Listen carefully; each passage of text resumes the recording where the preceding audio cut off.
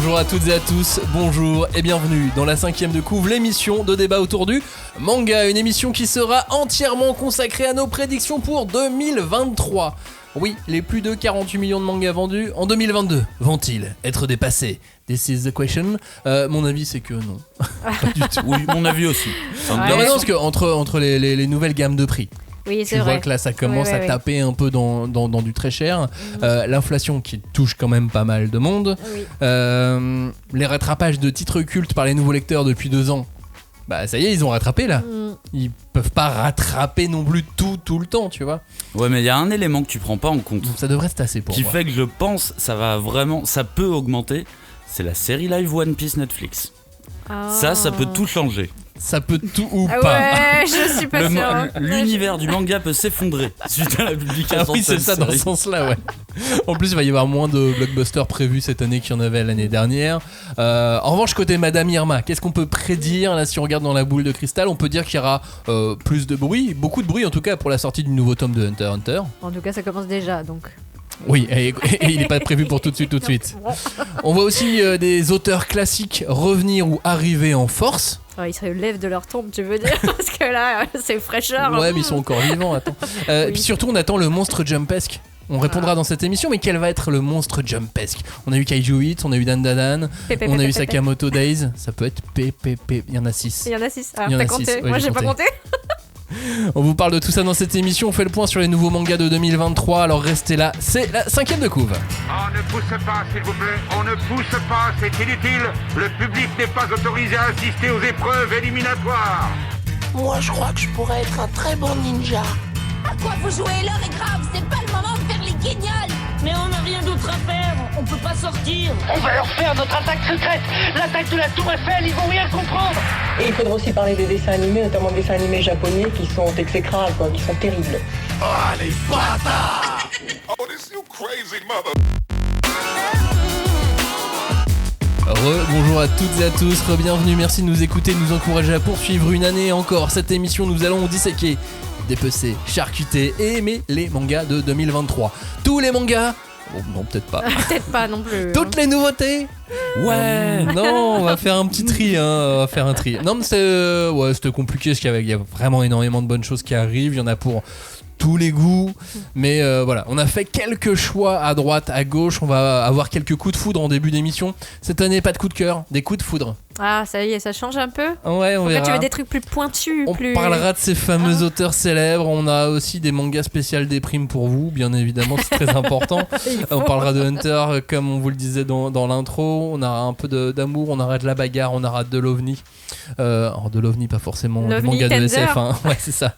On va parler un peu du Jump et puis on va voir un petit peu tout ce qu'il va y avoir dans ce début d'année manga. On commence par donc ces coups de foudre. Pourquoi des coups de foudre et pas des coups de cœur?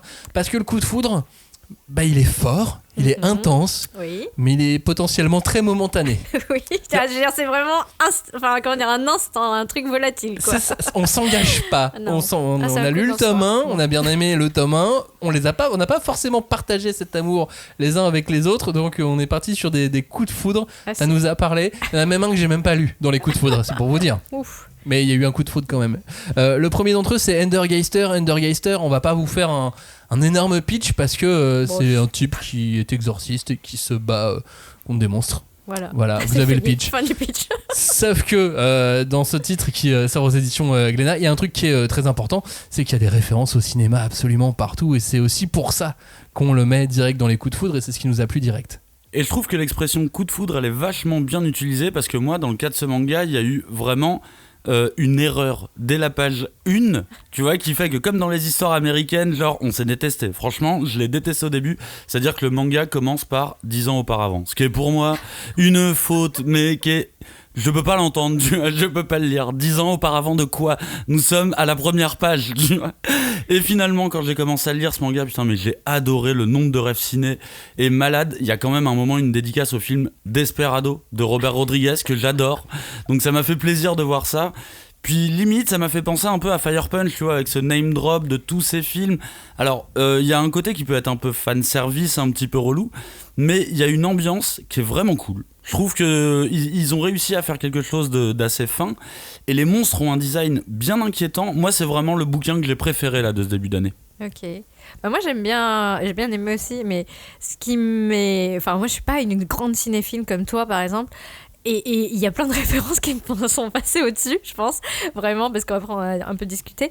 Mais le truc que j'en retiens, c'est que le héros, il est super classe, quoi. Il y a une espèce d'élégance, il tatane du monstre, mais c'est pas un forceur, il est sympa, c'est un peu limite le gendre idéal. Et en plus, il parle allemand et on peut vraiment l'applaudir pour ça, parce que c'est pas évident comme langue. Donc il parle japonais et allemand. Ouais, incroyable. Et français, a priori, sinon on n'aurait pas pu le lire. Non, c'est de la traduction, ça, je crois. Endergeister, ça sort donc aux éditions Glénat le 15 février. Donc là, vous allez pouvoir mettre la main dessus assez vite. Et c'est signé par Takahashi Yomoyama. Autre coup de foudre, celui-ci c'est moi qui l'ai eu, c'est un manga qui s'appelle Du Mouvement de la Terre. C'est un manga qui a été bardé de prix au Japon. Tous les grands prix célèbres, il était au moins dans le top s'il ne l'a pas gagné. Du Mouvement de la Terre, c'est un manga historique, ça paye pas de mine, c'est pas très très joli. Quand on ouvre les pages, on feuillette, on se dit pas que c'est beau. Non, on dit les tortures. On peut dire les tortures, on peut dire plein de choses, mais en revanche, ce manga est superbement mis en scène et il est super intéressant. Du Mouvement de la Terre, un nom aussi qui est un peu compliqué, tu vois, tu te dis pas tout de suite je vais sauter dessus, mais c'est une couve déjà qui attire. On a ce personnage avec le petit outil là pour regarder, pour faire de l'astronomie. On est à la fin du Moyen-Âge, on est en Europe et on se demande à quelle sauce on va être mangé. Et ce qui m'a marqué dans ce titre, c'est que à la lecture, au fur et à mesure que les pages se tournaient, j'ai les voix des personnages qui se faisaient seuls dans ma tête. Ouais. Aucun effort. Ouais. Je commence à les entendre parler, je commence à les voir bouger. Et alors quand je trouve qu'il y a une âme comme ça, elle ne s'explique pas forcément, en tout cas pas avec un tome 1 directement, mais quand ça te parle, ça te fait quelque chose. Et à la fin du tome 1, j'avais qu'une envie, c'était d'avoir le tome 2, quoi. Ah oui, ça par contre, je suis assez d'accord. Et puis pour le reste aussi, effectivement, le côté graphisme, bon, on va voir un petit peu comment ça va évoluer. Mais ce qui est intéressant, c'est vraiment le propos, quoi. Alors moi, je sais pas, ça fait un peu peur si tu dis ça, parce que ça fait très gros mots, mais c'est du manga scientifique, finalement. C'est historique et scientifique. Ouais, c'est historique et scientifique et même théologique. Ouais, et ça reprend des grandes questions qui ont agité vraiment l'Europe avant, à toute fin du Moyen-Âge. Et en fait, moi, j'étais surprise parce que je pensais vraiment qu'on allait mettre les pieds dans le plat avec Galilée. Et en fait, non, c'est encore avant. Donc, c'est très bien parce que, écoute, moi, j'étais allée... Enfin, dès qu'il y avait... un concept, une certaines choses qui étaient évoquées dans le manga, j'ai pas pu m'empêcher d'aller regarder tout de suite sur des sites plus scientifiques ou historiques. Et je trouve que rien que pour ça, c'est un très bon titre, quoi. Mais comme je dis toujours, quand t'as un concept vraiment fumeux, faisons un manga sur l'héliocentrisme. Oh ouais. Youpi. Et que ce manga reçoit des prix partout où il passe. Tu peux te dire qu'une chose, c'est que c'est raconté incroyablement bien. Et là, en l'occurrence, ça l'est. Ça va sortir donc aux éditions Kiun. C'est signé par Woto, U-O-T-O. Et ça va sortir le 2 mars en France. Là, on n'a pas de date, mais on va aller au moins sur Internet, puisque ce manga est déjà disponible en chapitres. C'est The World of Summoning Cagnard, un manga qu'on a adoré tous les deux, mais on sait juste pas quand ça va sortir. Ouais, du coup, on attend. Donc, c'est de Yuki Kodama. C'est un auteur qu'on aime bien déjà, qui avait fait Blood Lad. On l'avait su sur d'autres séries, même un petit peu plus courtes. Et là, moi, c'est pour le coup le seul manga que je lis chapitre par chapitre, parce que j'avoue que c'est pas vraiment dans mes habitudes de lecture et j'aime pas trop ça. Et là, j'ai attendu qu'il y ait quelques chapitres avant de me lancer. Et franchement, ça va être top, c'est super fluide, c'est blindé d'action. Donc il nous reste plus qu'à attendre une date de sortie, à vrai dire. Et nous, on est chaud, on est là. Voilà, mais c'est du Yuki Kodama 100%, donc, ouais. Exactement, avec des invocateurs qui sont capables d'invoquer des choses. Ça peut être de la bouffe, tu vois, ça peut être des souvenirs qui viennent d'autres mondes, de mondes parallèles. Et donc il y a Tokoyo qui est un jeune garçon qui a jamais connu ses parents, qui rêve de devenir invocateur et qui va dans une école pour devenir invocateur, sauf que il dissimule un secret et puis finalement il rencontre d'autres gens qui ont des secrets et ainsi de suite. C'est très tout droit, mais c'est super bien fait. Ouais. Aventure fantastique. Ça a l'air d'être une porte vers le bordel absolu. C'est Yuki Kodama, donc. Oh, le bordel absolu, non, je dirais pas ça. Non, mais en tout cas, tu repenses à Blue Blood. En tout cas, rythme. Oui. Rythme. Ouais. Lui, il a toujours été. Toutes ces histoires, je trouve qu'elles ont toujours été bien rythmées au point que parfois elles sortent un petit peu des rails, effectivement. Mais en tout cas, tu t'ennuies jamais quand tu lis un manga du Kikodama, et The World of Summoning, c'est vraiment la même chose, quoi. Et donc, The World of Summoning, ça va sortir aux éditions Pika normalement dans l'année, puisque là, on a déjà l'équivalent de un tome et demi de dispo sur. J'allais dire peut-être 2 tomes même. Sur tous les e-libraires, que ce soit Isneo, Kindle et ainsi de suite. On retourne chez Kiun avec un manga qui s'appelle Bad Dogs de Toryumon Takeda, Julie. Oui, moi c'est mon coup de foudre, mais parce que je l'ai lu en japonais pour le boulot, quoi. Et en fait, mais c'est trop bien. Enfin, je comprends pas que pour l'instant j'ai été la seule à avoir ce petit coup de cœur, parce qu'on suit une espèce de... Enfin, c'est hyper difficile déjà à pitcher parce que comme on a essayé d'en discuter tout à l'heure avec Cagnard, et en fait il y a 3 timelines et des personnages qui reviennent dans leurs souvenirs, et on sait jamais qu'est-ce qui se passe. On est toujours dans un moment, un instant T d'une action, et puis il faut rétro-pédaler pour comprendre pourquoi ceci, pourquoi cela, et donc c'est une espèce de trio improbable d'un mec qui est criblé de dettes, d'une meuf qui veut fuir la prostitution, et d'un petit gamin qu'ils ont récupéré quelque part, on sait pas trop comment. Et qui sont tous plus ou moins hors la loi. Et ils sont tous plus ou moins hors la loi, et c'est un univers où t'as des personnages qui sont pas humains. Enfin, moi j'ai trouvé que c'était super, parce que c'est le côté un peu road trip. Un peu à la Cowboy Bebop. Enfin, moi, ça m'a vraiment fait penser. Ah oui, c'est pas con. Maintenant que tu le dis, ouais, effectivement, il y a un côté un peu Yuki, putain. Je suis encore sur le. Ouais, The World of Summoning, ouais, il y a un petit côté, ouais. Bad Dogs, ça va sortir, faut attendre un petit peu, hein, ça sortira le 6 avril seulement. Donc notez-le dans un coin de la tête. Moi, j'ai hâte de voir les autres réunis. Et c'est bouclé en 4 volumes. Oui. Alors c'est ça. Par contre, c'est ça le mystère. Tu te dis, 4 volumes. Bon. Comment, regarde, à l'époque, le manga Cowboy Bebop, ça faisait 2 volumes. Oui, c'est vrai. Oui, Samouraï Champloo, 2 volumes. Alors que bon, il y avait beaucoup de choses à raconter. Bad Dogs, donc, mois d'avril, début avril aux éditions Kiun. Je vous avais dit qu'il y avait même des mangas que j'avais pas lus dans cette liste de coups de cœur. Le prochain en est un, je l'ai pas encore lu. J'ai feuilleté le début, mais en fait j'ai eu un coup de cœur graphique. Oui. Ah, tu le sens là, en le feuilletant, tu l'as senti. Je vois la couverture, je suis allé voir le premier chapitre en japonais, à quoi ça ressemblait, et j'ai fait... ça a l'air bien ça, mais qu'est-ce que c'est ? Ça s'appelle Gachiya Kuta de Kei Urana, et ensuite je suis allé suivre l'auteur sur Twitter, et j'ai vu son travail, et j'ai fait... ok, ça va me plaire. Ouais. Voilà, je sais pas de quoi ça parle, mais peu importe. Gachiya Kuta, c'est un manga qui est très très attendu sur ce premier semestre. Je pense qu'il va y avoir un lancement. De ouf. Bien ouf, je pense. D'accord. Je pense parce que il marche plutôt bien au Japon, il a une très très bonne réputation dans le monde entier parce que internet, et ça sort seulement le 21 juin. Donc on a un peu de temps. Ah oui, grave. Ah oui, là. Mais comme tu évoquais le côté graphique, c'est vrai que clairement le mec a bossé avec l'auteur de Soul Eater, quoi. Enfin, c'était son assistant, ouais. Voilà, mais rien que ça, tu le diras, ça, c'est intéressant. Ouais, c'est intriguant. Gachiya Kuta, ça sortira donc aux éditions Pika. On termine avec un dernier titre, édition Kiun encore. Tu vois, Kiun, ils ont fait ils nous ont eu avec 3 coups de foudre quand même là, pour l'instant. Des petits coups vicieux. Ouais, c'est ça. Genre, love Kiun. On est encore dans l'attente, mais on garde bien un œil dessus. Gestalt, c'est un manga en 3 tomes. C'est une sorte de... alors, pour ceux qui ont lu Gantz, c'est Gantz inversé. Ouais... Bah si, parce qu'en fait t'as des gens qui sont aspirés dans un autre monde, et on leur donne des facultés, des tenues et des pouvoirs, et ils vont aller dans un monde qui serait, en tome 1 on peut pas en être sûr à 100%, qui serait la réalité pour tuer des gens. Oui. Alors pas des extraterrestres, là ils doivent tuer le reste de la planète Terre. Pour l'instant. Oh, le poireau.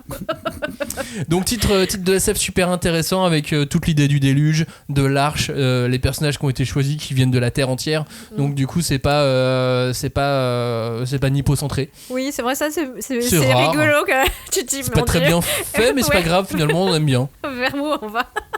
Oui, c'est ça. Mais en fait, c'est super ludique. Ça se lit à une vitesse. Ouais, ça va vite. Ouais. Ça va très très vite. Gestalt, donc, petit titre de SF à suivre. Lui, il va sortir au mois de mai, le 4 mai. Donc voilà, on se projette encore un peu dans ce début d'émission.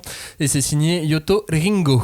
En attendant, je vous le disais tout à l'heure, il y a des auteurs célèbres aussi qui vont revenir en France, qui étaient déjà là ou pas, dont on a parlé récemment ou pas.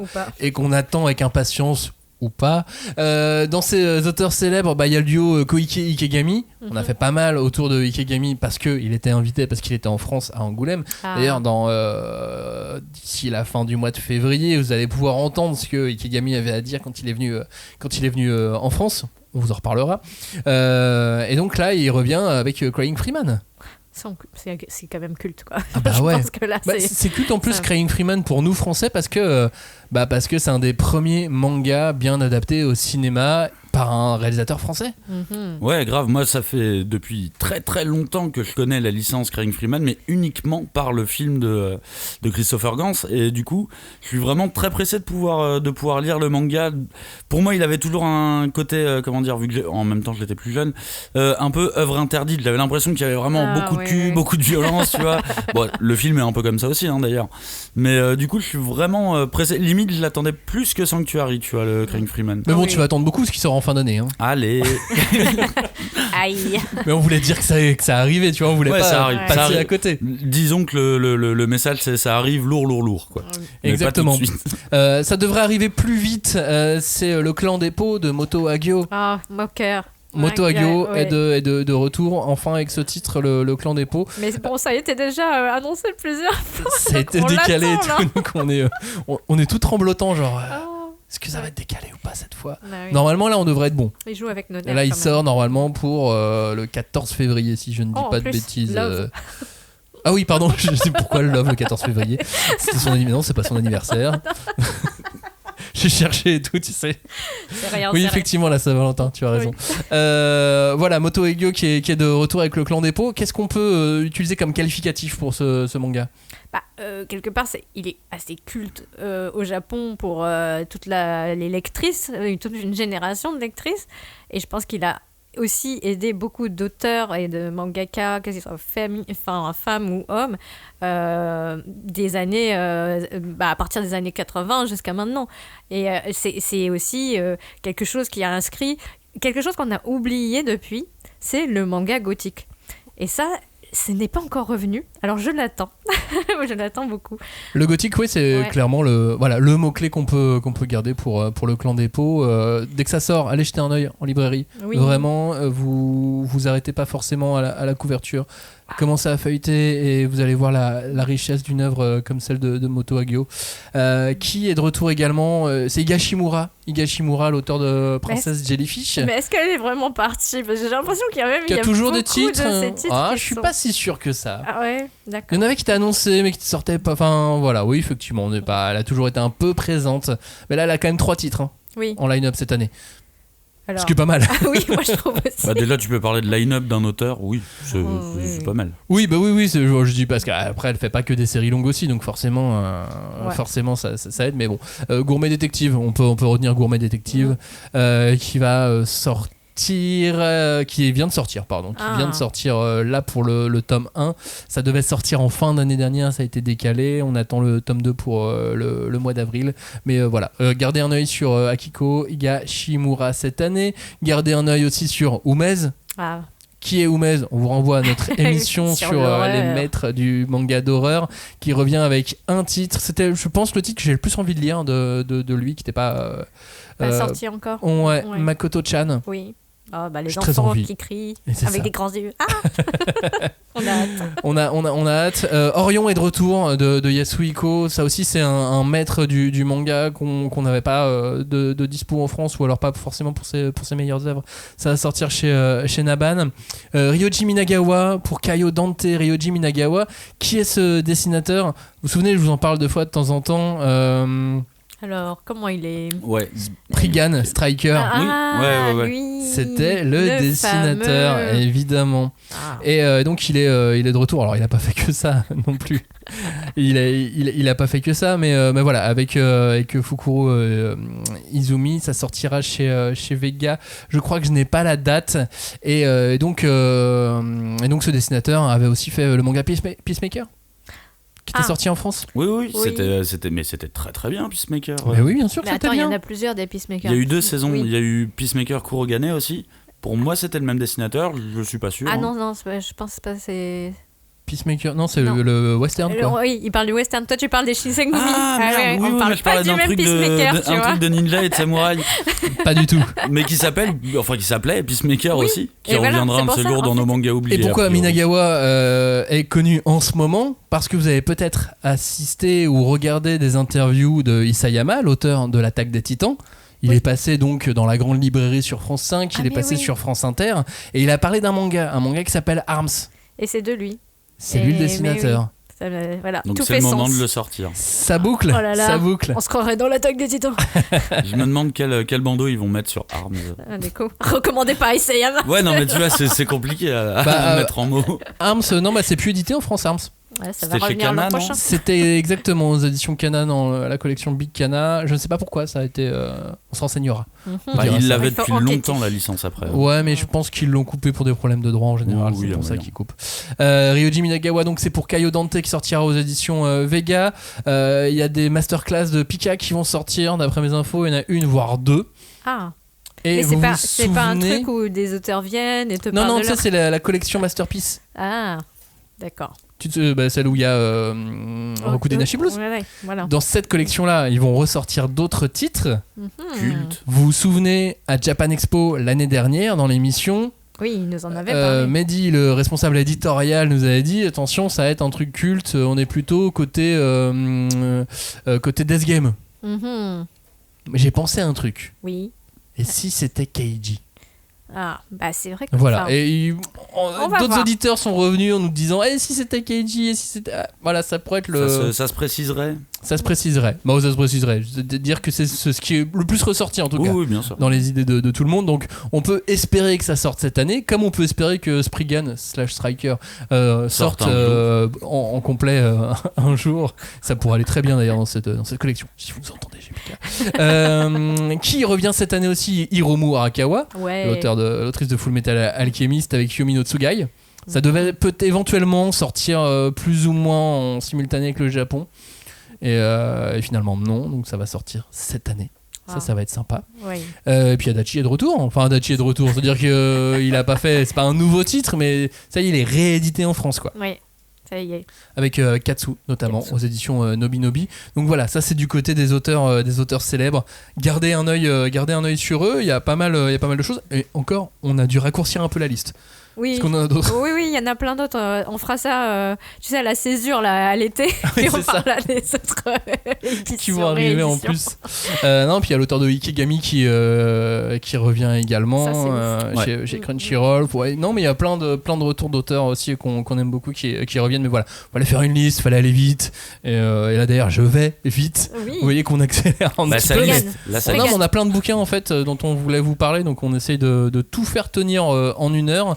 Là d'ailleurs, je vous propose de faire une petite pause pour parler dépression avec Petite pause dépression. Allez. Ça va, vous Blue Monday. Est sorti en ce début d'année Le Péché originel de Takopi. Ça s'est super bien vendu. C'était dans le top des ventes en première semaine. Le Péché originel de Takopi, c'est en 2 tomes. Un récit sur le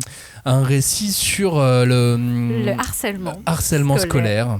Et l'enfance martyre, j'allais dire. Mais... Ouais, et même l'enfance tout court. Ouais, alors... Et les extraterrestres poulpes. aussi. C'est un sujet aussi du Ouais, c'est manga. vrai. Je suis pas sûr que ce soit vraiment un sujet du manga. Je pense que c'est plutôt un outil dans le manga. Le Péché originel de Takopi, moi, c'est un manga qui, même si le sujet en lui-même ne me parle pas, même si je n'aime pas spécialement, je suis pas un grand fan de ces mangas qui vont essayer de te tirer la larme, C'est très lacrymal. Hein. j'ai été happé entièrement. Ah bah tant mieux. Mais de A à Z, j'ai pris... alors que le sujet Le sujet n'est pas joyeux, j'ai pris du plaisir à lire ça. Ça m'a enrichi.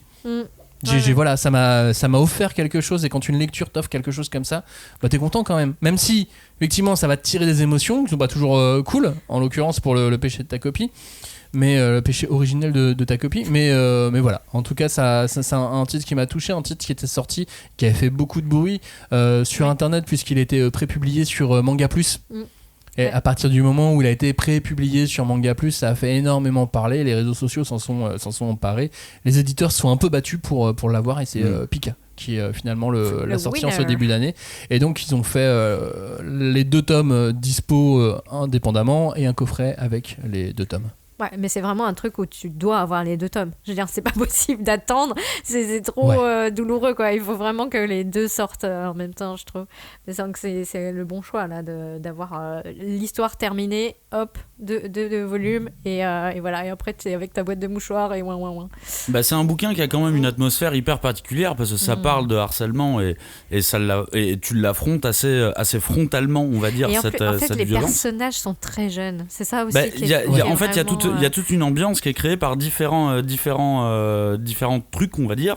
J'ai pas de meilleur mot que truc, mais disons que t'as cette violence que les humains ont entre eux dans le manga, et de l'autre côté t'as un côté très jeunesse, rigolo, marrant, avec le poulpe extraterrestre, ce qui fait que tout ce qui se passe dans ce manga, en fait, t'as une certaine mesure à prendre quand tu le lis, et c'est vraiment une ambiance particulière. Moi je me suis demandé où j'étais pendant tout le titre, genre qu'est-ce qui se passe, parce que tu vois, même à certains moments les enfants font des choses répréhensibles aussi, mais ça a pas l'air d'être si grave que ça. Ils ont l'air de le prendre aussi à la comédie, mais en même temps la comédie elle est rappelée tout le temps par le poulpe.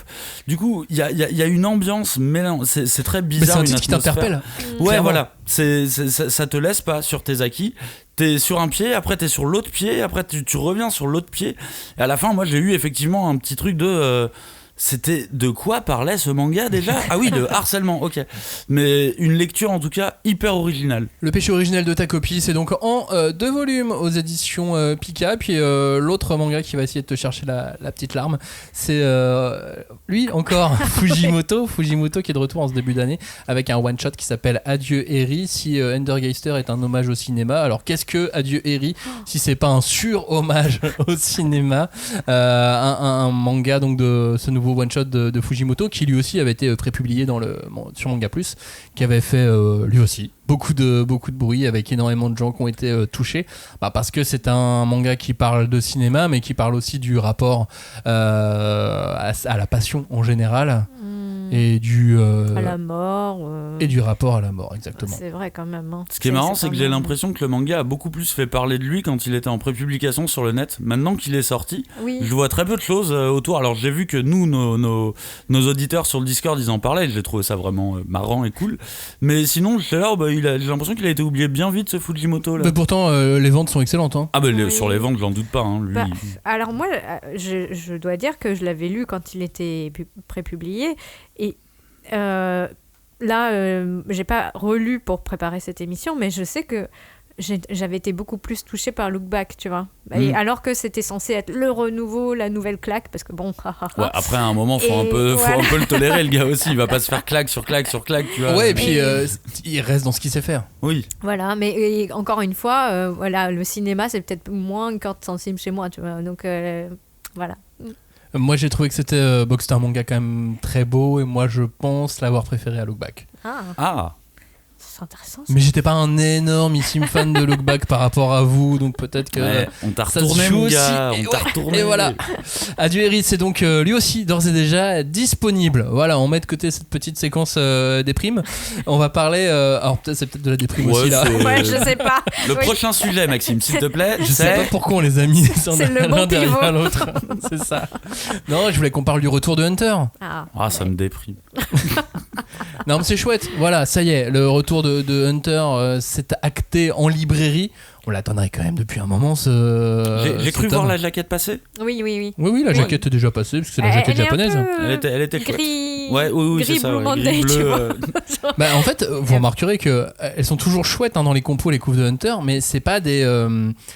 C'est pas des beaux dessins comme enfin, je sais pas si tu vois ce que je veux dire. Ah bah ça a changé C'est depuis les premiers tomes, hein, en tout cas. Ouais, mais c'est pas des incroyables illustrations. C'est des mangas qui sont, enfin c'est des couvertures qui ont du sens. Il en a fait des super illustrations, mais je suis d'accord avec toi. C'est bah ouais, je la trouve quand même très belle. Ah, elle est belle, mais c'est pas. C'est pas un splash dessin voilà. qui te saute à la gueule. Mais en fait, j'ai l'impression que parfois il aime bien faire de l'illu, vraiment. Lui, s'il y a un truc qu'on peut pas lui retirer, c'est que pour le coup, c'est de l'illustration. Il fait pas de l'amalgame de personnages, comme ça avait pu être le cas dans les tout premiers tomes, tome 3 ou 4, tu vois, t'as des compos comme ça. Là, maintenant, il est passé sur de l'illu et je trouve que limite, ça rend ses couvertures encore plus iconiques, tu vois. Mais en tout cas, ce tome 37, bah, je pense qu'il va faire du bruit parce que même du côté de chez Kana, depuis le temps.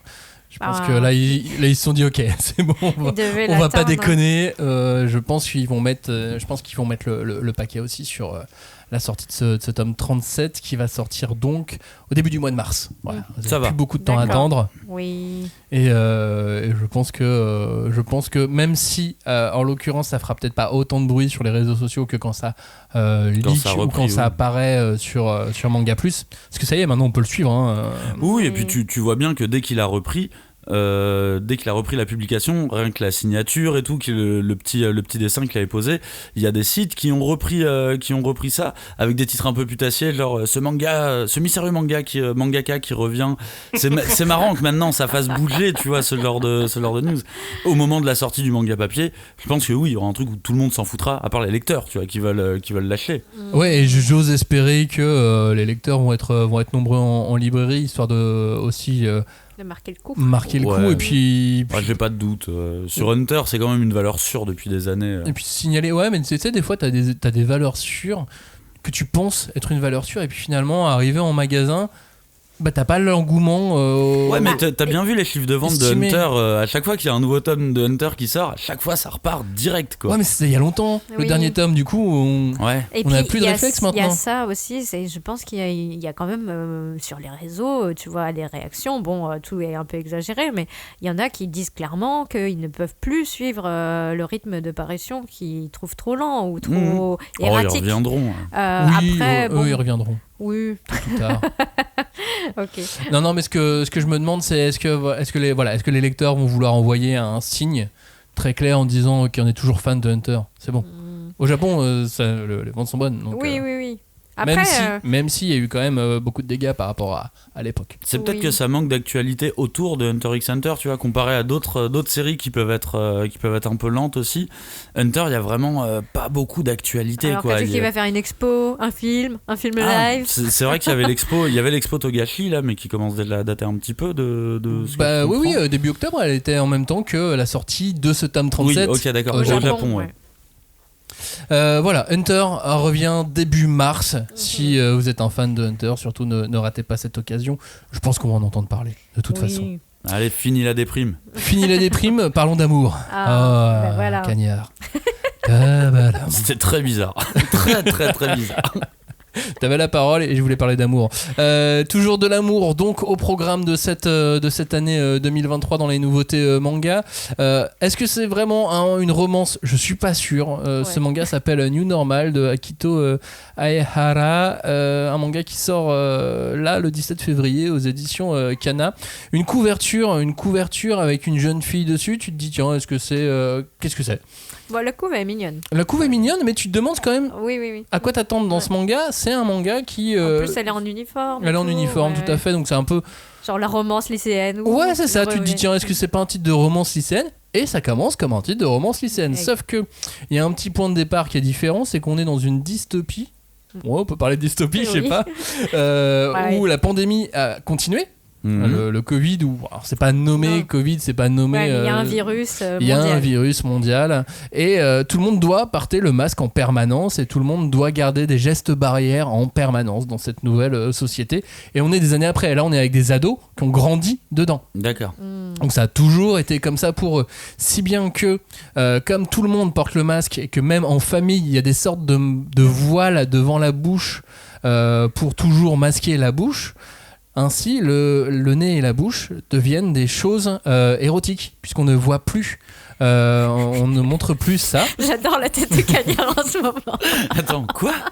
Mais bien sûr, parce que ça, non, mais j'ai compris. Comme c'est toujours masqué, comme à l'époque, les chevilles, il était pour les robes, pour les robes et femmes. ainsi de suite. Sauf que maintenant, voilà, c'est pas les chevilles, c'est plus forcément. C'est le visage. C'est le visage. Et donc, le visage devient quelque chose d'érotique. Et donc, tu montres pas ton visage, ça ne se fait pas. Et c'est masque au-dessus ou sous le nez?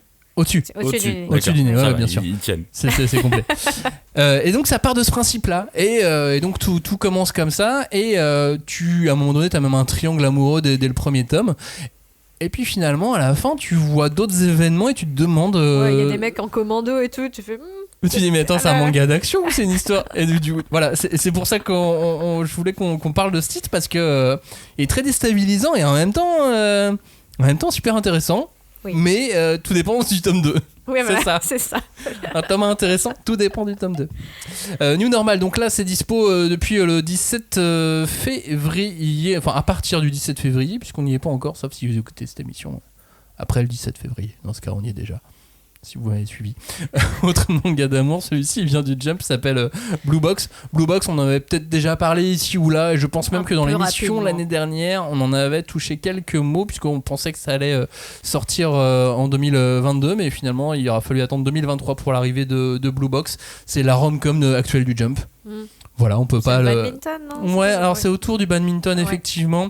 Lui, le héros, est un joueur de badminton, passionné par le badminton, passionné par son sport. C'est un manga de sport sur certains aspects, mais c'est aussi une rom-com sur d'autres, puisqu'il est fou amoureux d'une membre de l'équipe de basket de l'école. D'accord. Bon, Je voulais juste dire aux auditeurs de faire attention à ne pas se tromper avec Black Box. Ah parce que pour le coup, il va y avoir une histoire de romance sportive aussi, mais ça va être un peu différent. C'est vrai qu'il y a beaucoup de mangas avec des box. Enfin, le mot couleur box, red box, blue box. Mais oui, c'est grave. Est-ce qu'il faut qu'on se penche sur la question? Bref, c'est dans les rails. Voilà, c'est-à-dire que vous connaissez les rom-com du Jump. Celle-ci est dedans sans la partie. Enfin, c'est pas la rom-com partie ecchi. C'est l'autre. C'est plutôt sentimental. Exactement. On a les petits papillons dans le ventre. Exactement. Tu as tout dit. Autre titre, c'est Saison maudite aux éditions Pika. Un titre, si vous avez fait attention à ce qu'on a pu dire l'année dernière et que vous voyez les couvertures en librairie, vous dites ah tiens. Ce trait me dit quelque chose. Bah oui, parce que c'est donc la première série de Asuka Konishi, qui est connue en France parce que c'est chez Pika qu'elle publie Criminel Fiançailles. Et en fait, moi, je suis très contente parce que c'est un titre que j'avais acheté lors de mon dernier voyage au Japon. Et parce qu'elle avait eu donc le deuxième prix du concours Konomanga ga Sugoi en 2017. Et c'est clairement une mangaka qui a une patte. On reconnaît son trait de façon, mais à la seconde où on le voit. Et en plus, là, c'est pareil que pour ta copie. Donc, c'est une histoire qui est bouclée en 2 tomes. C'est vraiment... et qui est pas très joyeuse non plus, effectivement. Enfin, pas très joyeuse. Si, il y a vraiment des moments où tu peux sourire, mais c'est vrai que au début... Ouais, c'est lourdingue parce que c'est un peu difficile, puisque c'est l'histoire d'une jeune fille qui doit se retrouver, qui doit se lier avec le compagnon de sa sœur qui est décédé. Ouais, en fait, moi j'allais dire c'est un triangle amoureux où il y a une morte. Et c'est en fait un truc encore plus glauque. Ouais, ta présentation est très glauque. Je te déconseille de vouloir proposer ce manga à des gens de cette manière. Oui, pardon. Mais parce que. Moi j'aime bien quand même. Alors, juste pour Cagnard et 2 ou 3 auditeurs. Les autres, juste faites avance rapide si vous plaît. Oui, vous savez, moi je suis parti dans ma tête là avec un autre pitch. Non, on parle quand même d'une romance. Et par contre, voilà, c'est plutôt comment ça se construit quand on part sur des malentendus, quoi. Genre, t'es un fantôme, on peut pas sortir ensemble. Non, elle est pas là, il n'y a pas de fantôme. Tu vois, je t'avais dit, il fallait pas vendre ce titre de cette manière. Non, Saison maudite, donc vous allez voir de toute façon, la couverture devrait vous parler. Ça sort le 15 mars. Et Blue Box, je l'ai pas dit, mais ça sort aussi début mars. D'accord. La suite, c'est avec Partners 2.0 aux éditions Kurokawa. Autre ambiance, puisque là, on est sur des histoires de sex friends. Ah ouais, et puis très moderne. Hein. Enfin, je veux dire, pour le coup, c'est ça qui est vraiment intéressant et assez rafraîchissant d'une certaine façon. C'est rare dans le manga, je trouve, de voir le sexe abordé de façon réaliste, moderne et honnête. C'est des jeunes gens qui veulent passer du bon temps, si possible avec quelqu'un qu'ils aiment et qu'ils trouvent sympa, mais pas forcément que ça soit une copine, que ça soit quelqu'un avec qui on va bâtir un truc. Et c'est encore finalement, comment dire, soit tabou et donc ils veulent pas en parler, soit c'est quelque chose qui finalement est peut-être pas si répandu au Japon, sachant que on connaît leurs chiffres démographiques et on connaît aussi toutes les statistiques sur le fait que les trentenaires n'ont jamais eu de relations intimes et sexuelles arrivées à 30 ans et plus. Donc c'est assez étonnant parce que on se dit ok, qu'est-ce que ça montre ? Est-ce que c'est pour dire aux gens, attendez, c'est pas si compliqué ? Ou est-ce que c'est pour dire, mais si, ça existe, c'est possible, et il faut pas en faire tout un plat, quoi. Partners 2.0, donc ça va sortir au début du mois de mars. Ça sort le 9 mars aux éditions Kurokawa. Et alors ce qui est très drôle, c'est que c'est l'auteur de Magical Girl Holy Shit. Oui. Ambiance qui n'a absolument rien à voir avec Partners 2.0. Oui. Mais du talent dans les deux cas du côté du mangaka. Est-ce qu'on dit quelques mots aussi sur Bibliophile Princesse ? Oui, parce que c'est quand même très mignon. Et là encore, faut pas se fier aux apparences. Il y a des froufrous, ça a l'air très gnangnan, je dirais. Et en fait, non, c'est ce qui est intéressant, c'est encore une fois comment tu construis une relation sur des malentendus, quoi. Donc, j'attends de voir comment ça va évoluer cette relation. Donc, entre une princesse qui vient de l'aristocratie. Oui, on est vraiment chez les monarques et tout, hein, mais genre la haute. Et en fait, elle est totalement omnubilée par les livres, la lecture, et elle ne voit rien du monde qui est autour d'elle. Donc, elle comprend pas quand on lui demande de dire alors tu peux devenir la fiancée du prince, machin. Elle dit ouais, il a besoin de quelqu'un, le pauvre. C'est un peu comme si elle lui rendait service parce qu'elle veut accéder à la bibliothèque royale. Et lui, et en fait, on va se rendre compte que pas du tout. Lui, il a d'autres plans. Il veut vraiment que ça devienne sa femme. Et c'est super intéressant de la voir. C'est pas parce qu'on a du savoir que on est forcément très malin, quoi. Et ça sort au début du mois d'avril, Bibliophile Princesse. Dernier mot aussi sur un titre qui va sortir aux éditions Pika, qui vient de sortir aux éditions Pika pour le premier tome. Ça sera bouclé en 3, ça s'appelle Joker of Destiny. Un titre assez particulier. Là encore, il est question d'ambiance. On est avec un étudiant discret et avec la femme qu'il aime, mais il pense avoir un pouvoir, c'est celui d'avoir son vœu exaucé s'il prie pour que son vœu soit exaucé. Mais il a l'impression qu'à chaque fois qu'il fait un vœu et que ce vœu est exaucé, il a un prix à payer. Ah. Et toute sa vie a été faite comme ça. Est-ce la réalité ou est-ce que ça ne l'est pas ? Est-ce qu'il va se convaincre enfin de faire un vœu pour, par exemple, travailler avec la femme qu'il aime dans la même société ? Voilà, ce sont des choses comme ça assez étranges et le récit est assez poétique, assez court et en même temps fantastique sur ce garçon qui serait capable de changer ou non son destin. Et est-ce qu'on a les choses en main ou est-ce que son destin est guidé par ses vœux qui ne sont pas exaucés. Voilà, c'est plein de petites choses comme ça qui sont assez intrigantes, en tout cas dès le tome 1 de Joker of Destiny aux éditions Pika. Voilà pour la partie love des sorties. Maintenant on passe à la partie bagarre et même si on en avait quelques-uns dans nos coups de cœur, dans la partie bagarre on a aussi Valalian The Black Iron qui vient de sortir, qui est un manga attendu puisque c'est par l'auteur de Rikudo, donc on en avait entendu parler et qui finalement interroge aussi parce qu'il se termine en 6 tomes et quand on le lit on se dit ouah, 6 tomes, il va falloir aller vite et c'est un manga c'est intéressant parce que c'est de la bonne baston comme il faut.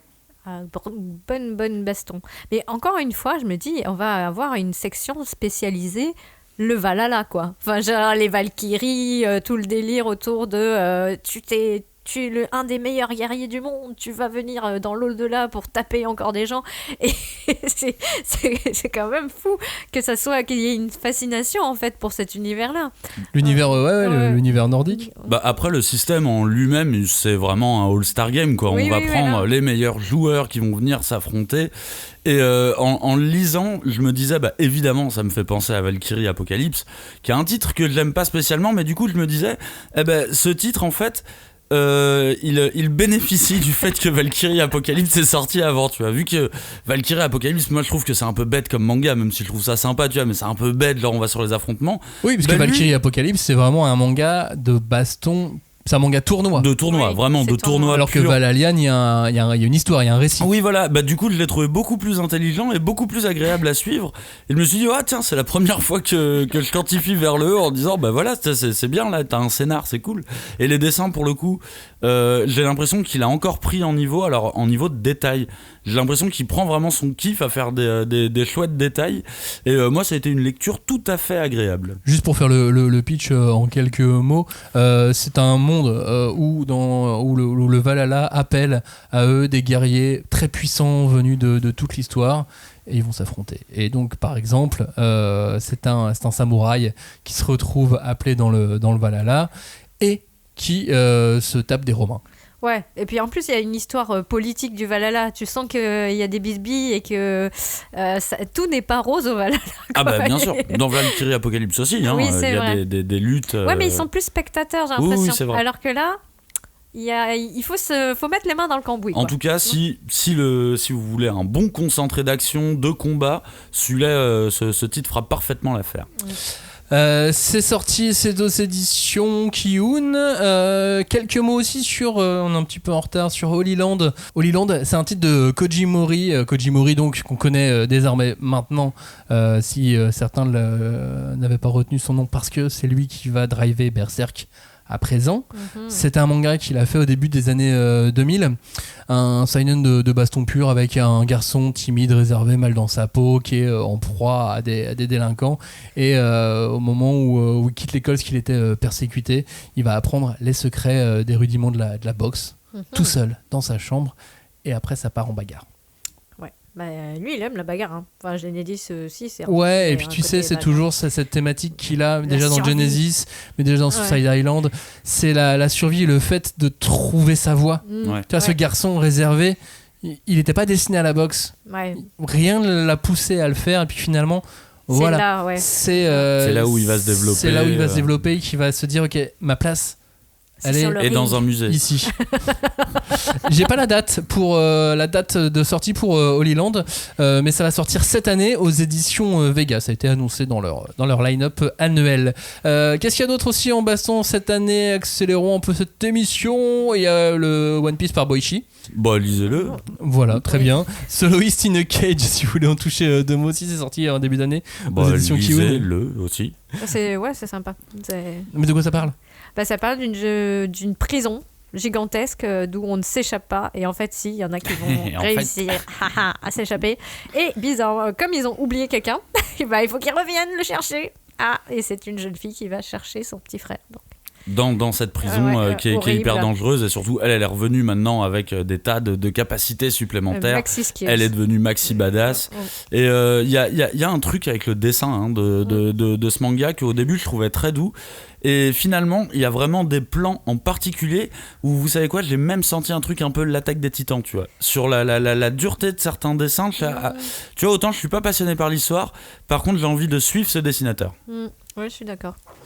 Arrive aussi cette année Noah's Ark, une création par un éditeur français avec un auteur japonais. Cet auteur, c'est Kenshiro Sakamoto, auteur de Buster Kill.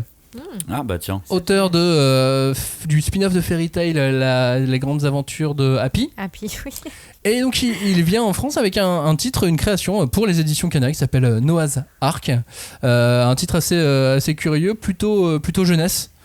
Pour l'avoir lu, il y a des scènes superbes vraiment dedans, il y a des scènes magnifiquement dessinées, beaucoup plus que la couverture, que ne vous fiez pas à la couverture. Okay. sur ce titre, et on est dans quoi? On est dans l'histoire de l'Arche de Noé, toute la légende de l'Arche de Noé. Et en fait, c'est pas ça. C'est pas la légende qu'on connaît. Il n'y a pas eu vraiment le déluge. Il y a eu des monstres qui sont arrivés. Ils ont été enfermés dans un livre. Wow. Le descendant de Noé, c'est ce petit garçon. Et donc, il part en chasse de ces monstres qui sont libérés du livre. Tu vois, maintenant que tu le dis, ça me paraît beaucoup plus crédible comme ça. J'avais toujours trouvé ça bizarre, cette histoire d'Arche de Noé. Cette histoire de pluie, là, comme ça, je comprends pas. Ça, c'est fini pour la bagarre. On va rester du côté des éditions Kana avec un titre qui est déjà sorti. Un titre de Shohei Manabe qui s'appelle Kujo l'implacable. L'histoire d'un avocat qui préfère défendre les pires pourritures. Ouais. Moi, j'ai pas encore lu, mais il y a une belle émission qui en parle. Ah oui, effectivement, il y a un autre podcast qui en parle, effectivement, mais n'hésitez pas à écouter tous les podcasts qui existent et à chercher celui-ci. Ok, le jeu de piste commence maintenant. Vous cherchez Shohei Manabe podcast ou Kujo l'implacable podcast, vous devriez trouver quelque chose. Cagnard, qu'est-ce que t'en dis de ce titre ? Un titre qu'on attendait forcément, vu que ça reste de l'auteur d'Uchijima. Moi, j'ai toujours beaucoup aimé Uchiijima. Et là, du coup, je savais pas trop comment le prendre, parce que même au vu de la couverture, je me suis dit, ah tiens, tu refais Uchiijima. Il y a un truc de ressemblance, vraiment. C'est son trait après, qu'est-ce que tu veux qu'il... Non, mais même la mise en place de la couverture, même comment il a fait sa couverture, c'est quasi la couve, je trouve, du tome 1 de Uchiijima. Ce qui est jamais pour moi un bon truc. J'aime pas comparer sa dernière série à ce point, mais en fait ça marchait, ça marche très bien. On rentre beaucoup plus doucement que Uchiijima. Ça m'a perturbé. Tu vois, ça m'a perturbé parce que je me suis dit, tiens, c'est plus doux. Ouais. Et je fais, mais attends, mais il est pas doux cet auteur normalement. Mais tu sais, dans Atom, un bon coup de schlag dès le départ, c'est ça. Dans le magazine Atom, il avait donné une interview où il disait justement qu'il pensait qu'il était allé trop loin. Ah ouais, mais ça m'étonne pas. Mais après, connaissant c'est la manière dont il développe ses scénarios. Bon, là on commence avec un avocat, mais au final l'avocat en lui-même ne fait pas grand-chose de très grave, mais en soi il baigne dans un univers vraiment pourri. Et je sens qu'à partir de là, il va baigner dans des affaires de plus en plus crapuleuses.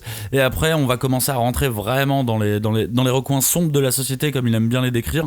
Donc, si vous êtes un fan d'Uchijima, lisez-le. Si vous n'avez jamais lu Uchiijima, démarrez à coup de l'eau, parce que franchement c'est pas mal du tout. Ouais, c'est un peu plus light. Oui, c'est ça, mieux. je pense que c'est un peu plus light. Je suis pas sûr que ça va rester light. Kujo implacable. Tout dépend de ses clients. Ouais, de ses clients. Ouais, parce que pour l'instant il n'y a pas eu de prostituées encore, il n'y a pas eu de drogués encore, donc tu vois, on a de la marge pour. Et tu remarques on suit un avocat, mais on va pas suivre les procès. Oui, c'est ça. Pas comme les séries américaines d'avocats.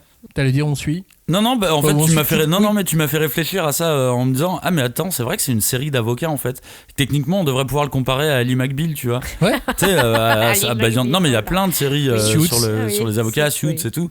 Et c'est marrant de le voir de ce prisme-là. Boule, c'est une série de. Ok, Maxime. Je suis super expert en série d'avocats, mon gars. Evol, prochain titre, Evol de Atsushi Kaneko. Le retour d'Atsushi Kaneko. Et ouais, on l'avait pas mis dans le retour des grands auteurs, mais bon, ça reste un grand auteur. Evol qui sort le 12 avril. Cette fois, on parle de super-héros. Oui, mais à la sauce Kaneko. Évidemment, donc gardez un œil sur ce titre, on vous en reparlera. En revanche, j'ai vu comment il allait passer à 20€. 20€ pour quel format ? Un peu plus grand, je sais pas. Ouais, il faut voir. Non, mais en fait, pour l'instant, il est genre à la Fnac. Là, je suis sur le site de la Fnac. En même temps, je revérifie ce que j'étais en train de dire. Tu peux le précommander à 19,99€. Ah ouais, donc 20 balles quand même. Après, peut-être qu'ils font une édition collector. Non, c'est pas annoncé. J'ai pas l'impression, mais à l'époque, il était annoncé dans les 15€. Donc c'est pour ça que je sais pas ce qui s'est passé. Voilà, exactement. 20, ça commence à être saignant là. Tout à fait. En parlant de retour, il y a l'auteur de Ayame Hiro qui est de retour avec un titre qui s'appelle Under Ninja. On en avait déjà parlé dans cette émission puisqu'on avait parlé de Ninja déjà. On avait déjà cité le nom de ce manga parce qu'il est publié au Japon depuis 2018. Il n'était toujours pas arrivé en France. Après, on avait vu qu'il y avait eu des galères avec Ayame Hiro parce qu'il avait changé d'éditeur et qu'il y avait eu des soucis de droit. Et c'est pour ça que Ayame Hiro n'est plus disponible en France. Mais donc, Kengo Hanazawa revient en France avec Under Ninja à partir du 1er mars prochain. L'histoire d'un NEET, Not in Employment, Education and Training. Oui. Ouais, j'ai retenu par cœur. C'est parfait. C'est-à-dire qu'il fait même pas de stage. Ça veut dire qu'il est ni stagiaire, ni à l'école, ni salarié. Ni employé. Exactement. En même temps, il a 17 ans. Qui est un jeune ninja. Et ce NEET ninja va recevoir sa première mission. Mais vient aussi se mêler de tout ça un russe psychopathe qui lui aussi veut devenir ninja. Lui doit intégrer une école, infiltrer une école. C'est le bordel. Ah oui. C'est évidemment un manga de Kengo Hanazawa. Mais c'est plus dramatique, humoristique du coup. On est plutôt humoristique quand même, plutôt humoristique, d'accord. mais Non, avec beaucoup d'action. Ok, cool. On a vraiment un équilibre entre les deux qui est furtif. Les premiers chapitres en plus s'autoconcluent assez bien, tout en faisant avancer l'histoire. C'est un titre très très curieux. C'est vraiment, c'est pour ça qu'on les a mis dans les ovnis avec Kujo et avec Evol. C'est un titre très curieux. Under Ninja, pardon, qui lui va donc sortir le 1er mars prochain aux éditions Pika. Est disponible en librairie. Terukan Boys aux éditions Doki Doki, Cagnard. Un bon petit one-shot qui met vraiment la patate. Alors le pitch est très simple, c'est 3 amis d'enfance qui étaient potes au lycée, qui avaient un groupe de rock qui s'appelait les Terukan Boys. Finalement chacun a fait son chemin, chacun a fait sa petite vie pépère, ils se retrouvent à l'occasion pour boire un petit verre une fois de temps en temps. Et là d'un coup d'un seul, vu qu'ils sont quand même un peu mécontents de leur vie, ils décident de faire un gros braquage. Waouh. Et c'est marrant parce que ce titre donne vraiment la patate. On est vraiment sur un titre qui est, je trouve, il a une certaine perfection dans sa narration, tu vois. De la première page à la dernière page, franchement, t'as lu quasiment un roman ou t'as vu un film. C'est vraiment hyper bien fait, la narration elle est top. Et alors, si je dis pas de bêtises, c'est un des anciens assistants d'Urasawa qui dessine, ça se remarque il a été assez à la dans le bonne trait. école, hein, ça Mais se voit. franchement, je vous le conseille parce que ça, typiquement, c'est un cadeau parfait pour n'importe qui. C'est en one shot, l'ambiance est bonne. Je me suis pas douté du twist de fin parce que comme tous les bons films de braquage, il y a un twist à la fin. Et franchement, tout est trop cool, donc je le recommande très fortement celui-là. Terukan Boys aux éditions Doki Doki, c'est déjà disponible. Le 17 février prochain sort Balade au crépuscule, Julie. Oui, c'est très beau. Enfin, c'est voilà, c'est tout ce que moi j'en ai voilà, retenu. merci. Merci, au revoir. Non, mais c'est du yokai yashikei. Enfin, parce que c'est des lycéennes qui partent en balade dans leur ville pour le journal de l'école et donc elles partent vérifier les rumeurs liées à des lieux hantés. Okay.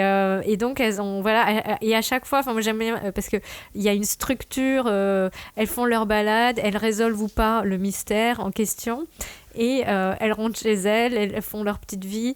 Et bien sûr, il y a ce dessin très doux, palette graphique. Enfin, je sais pas, je me dis peut-être que certaines personnes seront un peu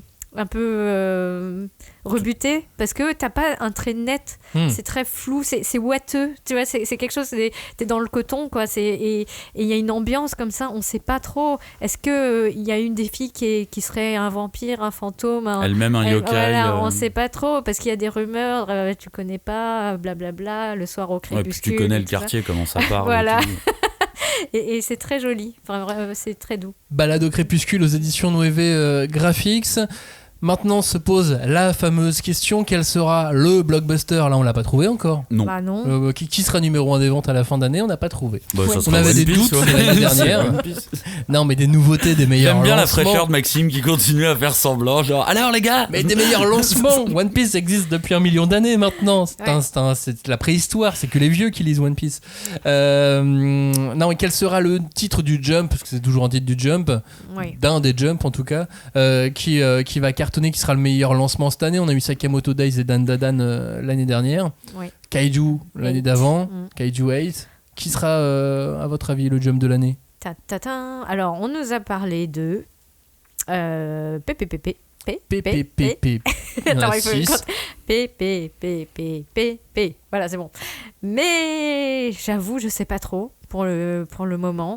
Je l'ai lu. Écoute, j'ai déjà pu le lire en version française non corrigée. Puisque ça sort le 1er mars, donc ça va arriver vite. Et j'ai pu avoir quelques épreuves auparavant.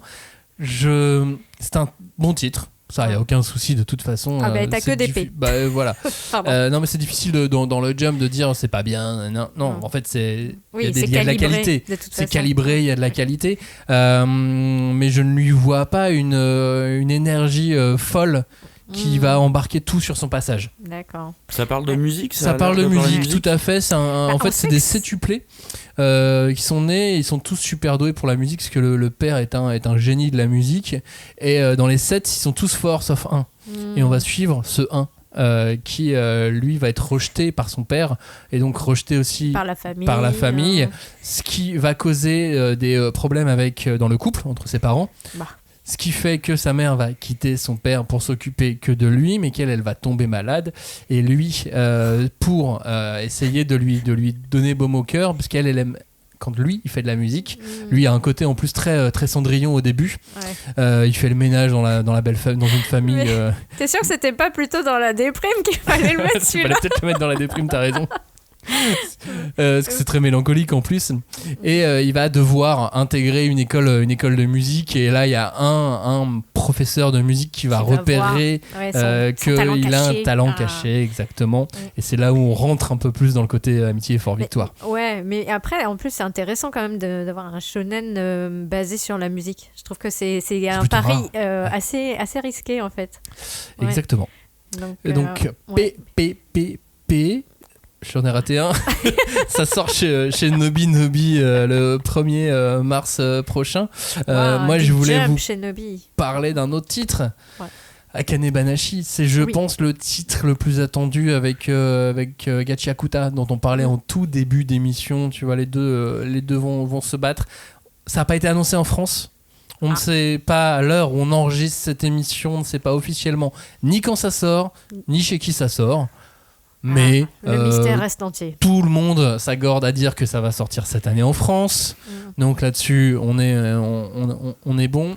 Akane Banashi, c'est un manga sur le Rakugo. Ah bah dis donc. Ça aussi, hein. Ça va devenir le truc niche là, à côté des Valkyries, tu vois. Et alors, c'est le marronnier, tu vois. À chaque fois, ça revient le Rakugo. Mais si, je vous jure, c'est drôle.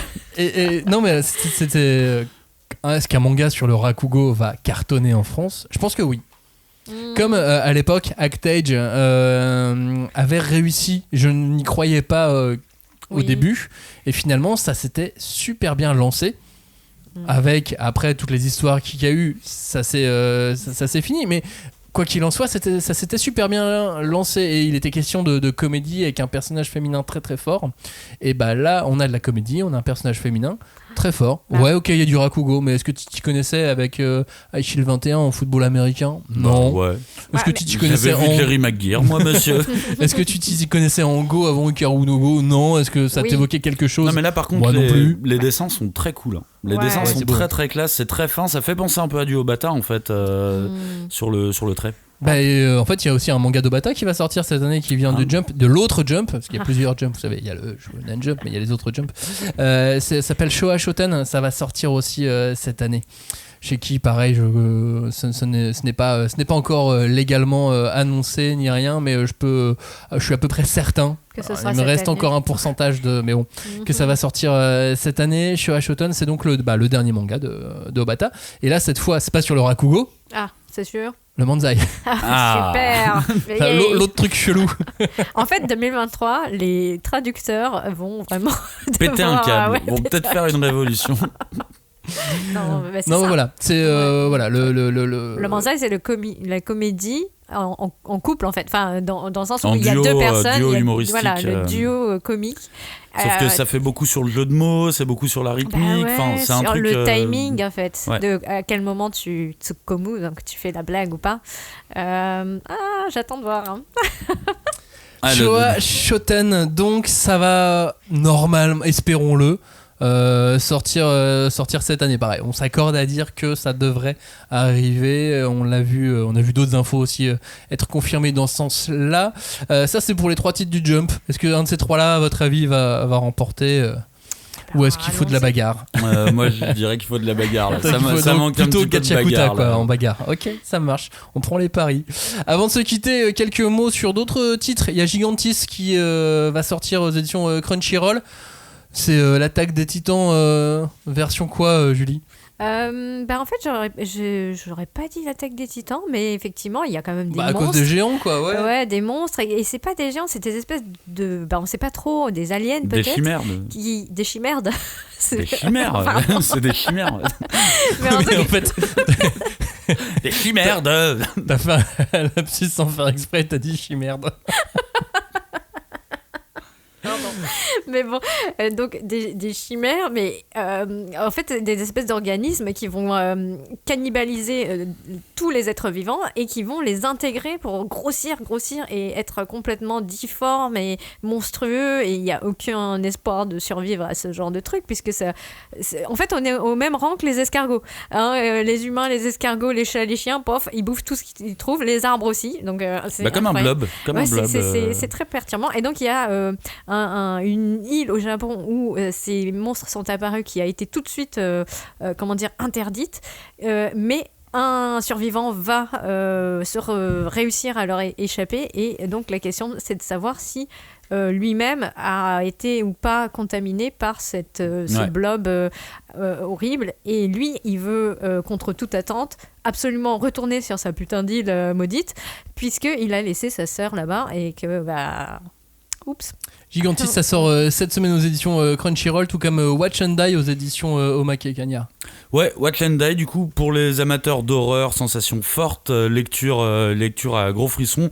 Le pitch, c'est clairement le pitch du film Ring, sauf qu'au lieu de la cassette vidéo maudite, là, on passe sur un truc numérique. Ouais, c'est une vidéo YouTube, quoi, en gros, que tu envoies pour faire mourir. Donc voilà, pour les amateurs du lore, ça existe, c'est disponible. Même semaine, même éditeur pour Psychopath Girlfriend. Exactement, alors Psychopath Girlfriend, ça m'a donné un aspect vraiment très sympa, parce que ça parle de harcèlement aussi. Mais c'est ce qui te fait rire beaucoup, apparemment. Non, mais parce que j'ai eu l'impression d'un tel Maï-Louise où voilà, on suit l'histoire d'un jeune homme qui se fait harceler, il va tomber sur une fille qui elle aussi se fait harceler, mais qui elle se défend, et elle va l'embarquer en disant vas-y viens, on les défonce tous maintenant, et voilà, c'est à peu près comme ça que ça va continuer, donc tout le monde va se venger dans la joie et la légèreté. Un petit mot sur le manga Six Game aussi, qui va sortir au mois de mai chez Glénat. L'histoire des frères Nakata qui ont tout perdu, et finalement ils se laissent tenter par un jeu, le Six, qui va les emmener dans une application qui leur promet beaucoup d'argent pour un travail sans aucune qualification nécessaire à faire tout de suite, et en fait ils réalisent que ce travail c'est des missions, qu'il faut combattre des monstres. Ah, ça me dit quelque chose. Et évidemment le dessin ils se lancent là-dedans parce qu'ils ont besoin de fric, de thunes, exactement. Et donc voilà, ça s'appelle Six Game, et ça va sortir au mois de mai aux éditions Glénat. Plus loin dans l'année, on a aussi un titre qui a été primé au Japon, qui s'appelle Hikaruga Shindanatsu. Est-ce qu'ils vont changer le titre? Je pense qu'ils vont changer de titre. Sans doute quelque chose comme l'été où Hikaru est mort. Enfin, ce serait sympa. Oh, le spoil. Ouais, t'as vu ça? Mais ça sortira aux éditions Pika en fin d'année, novembre, si je ne dis pas de bêtises. Moi, octobre ou novembre. J'ai adoré les premiers chapitres. Enfin, de ce que j'ai lu en japonais, c'est super. Voilà, gardez un petit œil dessus. C'est un manga d'horreur. Gardez un œil là-dessus. Et puis, ça, vous n'avez pas besoin de nous, mais bon, donc il y a Solitaire qui est réédité. Oh, ouais. Trop bien, toujours relire Solitaire. Je pense qu'on va peut-être essayer de faire une émission aussi pour vous parler un peu plus longuement de Solitaire. Il y a l'Attaque des Titans Before the Fall, le spin-off de l'Attaque des Titans qui sort en édition colossale. Ça aussi, vous n'avez pas besoin de nous. Il y a un spin-off de Kutonoken. A priori, vous n'avez pas besoin de nous. Senseiya est de retour avec un spin-off. Là aussi, vous savez ce qu'est Senseiya. Voilà, tous ces titres-là, normalement, vous n'avez pas besoin de nous. Et puis là, je pense qu'on a parlé de suffisamment de mangas. Oui. Vous avez la tête là qui est énorme. Donc on va pas essayer de trop en rajouter, mais voilà, on a essayé de vous faire un panorama rapide. Bref, des titres qui nous ont un peu titillés, quoi. Ouais, qui nous ont titillés d'une manière ou d'une autre sur différentes thématiques. Là, vous avez déjà un bon panorama du début d'année. Ouais, j'avoue. Avec même quelques mangas qui vont sortir dans beaucoup plus longtemps et que vous avez totalement oublié. Mais si, Maxime, t'en avais parlé, toi aussi, Julie, à telle émission. Et on va totalement avoir oublié quand vous allez nous demander ça sur les réseaux sociaux. Donc merci de nous avoir écoutés. J'espère que vous avez réussi à suivre tous ces mangas. Vous avez réussi à prendre des notes sur les différents titres. N'hésitez pas à nous redemander. Puis on va essayer de vous mettre la liste sur la suite de l'émission, sur le blog et ainsi de suite. Donc n'hésitez pas à consulter ça si vous avez besoin. La semaine prochaine, on va être tout nu. Enfin, Et tout bronzé.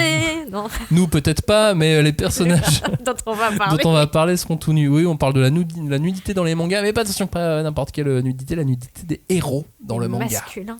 Des héros masculins oui, parce qu'on n'a pas trouvé d'héroïne encore pour l'instant. Oui, mais on réfléchit. Mais on réfléchit exactement. On vous dit à la semaine prochaine donc pour parler de tout ça et on vous remercie de nous avoir écoutés. Ciao, salut. Salut. Salut.